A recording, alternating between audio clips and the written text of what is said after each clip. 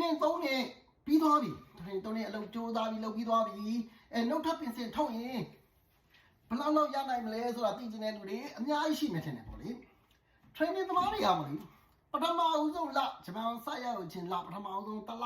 အနည်းဆုံးတစ်လပေါ့လေတစ်လအလုပ်မလုပ်အောင်စတင်ရအဲ့အတွက်ပြင်ဆင်ကုန်ဆောင်ကြမလို့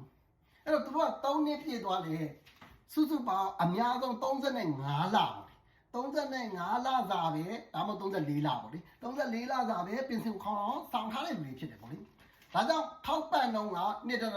ဖြစ်တယ်အဲ့ထောက်ပံ့နှုန်းဆိုတာရေးကြည့်ရအောင်နောက်ဖက်နှုန်းဆိုတာချက်မှတ်တာလာပေါင်း60ကျော်တဲ့လူတွေပေါ့လေပြင်ဆင်ကိုဆောင်ထားတယ်လာပေါင်း60ကျော်တဲ့လူတွေထောက်ပံ့တော့9.5ရတယ်အဲ့တော့ထောက်ပံ့တော့1.8ပဲရတဲ့အတွက်ကြောင့်ပေါ့လေဘယ်လောက်ရနိုင်လဲဆိုလို့ရှိရင်ကိုယ့်ရဲ့ပြည့်ပြည့်လာတာပုံမှန်မှုတည်တယ်ကိုကဥပမာအဖြစ်ပေါ့လေဒီ training 3နှစ်အတွင်းမှာတစ်လကို1000တတိုင်းကို1000ရတယ်ပဲတတိုင်းကို1000ရပြီးတော့တစ်လကိုနိုင်ပေါင်း180လုပ်နေမယ်ထားနိုင်ပေါင်း180လုပ်စေဆိုလို့ရှိရင်18000ရတယ်18000အမြောက်1.8ဆိုရင်45000နဲ့9000ရတယ်အဲ့လိုမဟုတ်ဘူးကျွန်တော်လာတာကောင်းတယ်အချိန်ကလေးအများကြီးဆင်းတယ်တလားဟို1020လောက်ရတယ်အဲ့မဖြတ်ခင်မတောက်ခင်နော်မဖြတ်ခင်မတောက်ခင်မှာ1020လောက်ရတယ်ဆိုလို့ရှိရင်1020အမြောက်1.8ဆိုလို့ရှိရင်54,000ရတယ်ပေါ့လေ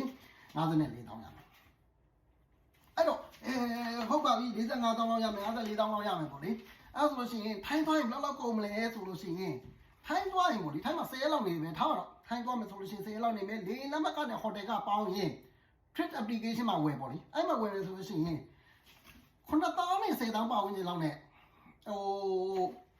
ကိုယ်တိုင်ဝီဒီယိုပါတော့မရဘူးပေါ့လေပုံမှန်ပေါ့လေပုံမှန်ရက်တွေပေါ့လေဒူလေသွားအရန်သွားတဲ့ရက်တွေမဟုတ်ဘဲပုံမှန်ရက်တွေဆိုလို့ရှိရင်9,000နဲ့10,000ပါဝင်နေလောက်နေရတယ်အဲ့အသွားပြန်တဲ့ဟိုတယ်ကအဲ့တော့ဟိုဘက်ထိုင်းမှာ3ရင်3လောက်ပေါ့လေဒါတော့ကိုလက်ဖွာရင်လက်ဖွာလောက်ပေါ့လေကိုသွားရင်သွားလောက်ပတ်စံတော့ထပ်ကုန်မယ်ပေါ့လေမှာထိုင်းရဲ့ရောက်သွားပြီဆိုတော့အနေနဲ့အများတော့လေကြမှာပေါ့လေ